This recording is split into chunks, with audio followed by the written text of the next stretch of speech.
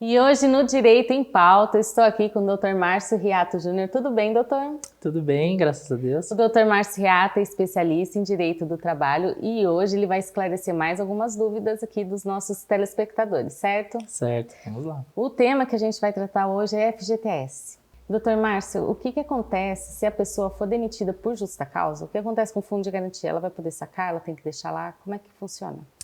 É uma ótima pergunta. No caso da demissão por justa causa, ou até mesmo o funcionário pediu demissão, daí o resultado prático será o mesmo. Uhum. Ele não vai conseguir sacar o fundo de garantia. Isso. Né? Esse fundo de garantia, então o trabalhador perdeu? Na verdade, não. Ele vai perder a multa dos 40%. Lembra que eu falei das outras vezes que no caso de dispensa sem justa causa tem uma multa de 40%, em alguns casos 20%. Então, ele não vai ter direito a essa multa. Sim. E o fundo de garantia que já está depositado na conta fundiária, ele vai ficar retido lá. Até que o trabalhador atinja outra forma de levantamento. Por exemplo, se o trabalhador ele ficar durante 3 anos sem recolhimento de fundo de garantia, ele consegue fazer o levantamento, né, que a gente chama de inatividade do fundo de garantia. Então, se ele ficou desempregado 3 anos... Ficou desempregado lá 3 anos sem recolher o fundo de garantia de nenhuma empresa, ele consegue ir lá e solicitar o levantamento. Tá. Ele consegue solicitar também o levantamento se ele se aposentar, se ele completar 70 anos de idade.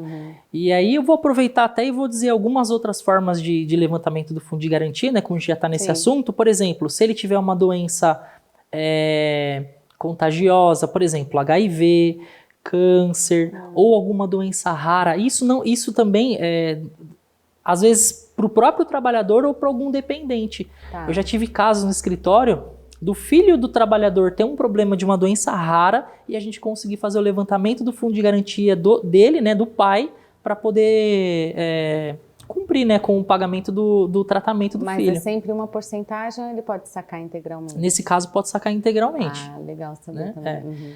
E em 2023, os depósitos do FGTS, eles poderão ser usados também para financiamentos imobiliários? Para compra, né, como parte de pagamento da compra do imóvel, em alguns programas habitacionais. Existe todo um regramento aí, por exemplo, o trabalhador tem que estar até 3 anos contribuindo com a conta fundiária ativa na mesma empresa ou não, mas tem que estar lá. Aí então tem pré-requisitos, né? Existem pré-requisitos, exatamente. Esses pré-requisitos não foram alterados. O que mudou, que ainda está em discussão, dizem que a regra já está valendo, mas a partir de fevereiro ou março do ano que vem é que as construtoras vão dar realmente as diretrizes, é que em 2023 vai poder ser utilizado o fundo de garantia que ainda vão ser depositados. Ou seja, o trabalhador ele pode comprometer esses depósitos para abater diretamente na parcela do financiamento imobiliário dele. Né? Então, um exemplo, existe uma limitação do valor da parcela que ele pode pagar por mês de acordo com a renda que ele recebe. Tá. Então, vamos supor que a renda dele comporte uma parcela de R$450 e o fundo de garantia dele deu uma parcela deu o recolhimento de 150.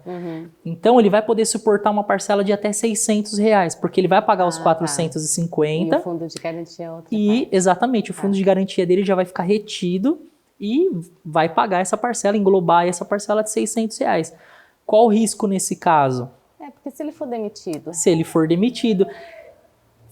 Existem algumas diretrizes que eles também estão discutindo nas construtoras, juntamente com o governo, de que no caso de demissão, ele tem um prazo aí de 6 meses para se recolocar no mercado de trabalho, essa dívida ela vai ficar acumulada, né, desse período, vai acumulando para quando ele voltar a trabalhar ele poder, né, retornar o pagamento. Mas não deixa de ser um risco, né, porque se passa o prazo estabelecido... Ele pode sair endividado, comprei uma dívida, né? Não, ou pior, perder o imóvel, né? Pode também acontecer isso também. Então, assim, o trabalhador tem que ter bastante consciência na hora de fazer isso, porque é uma forma de movimentar o mercado imobiliário, de fomentar, né, o mercado financeiro, mas também traz riscos aí, tem que fazer com consciência para depois não ter arrependimento. Tem, você é sempre bem-vindo aqui. Muito obrigado. Para esclarecer várias dúvidas, tanto de direito trabalhista, FGTS e tantos outros assuntos que vão surgir. E até a próxima.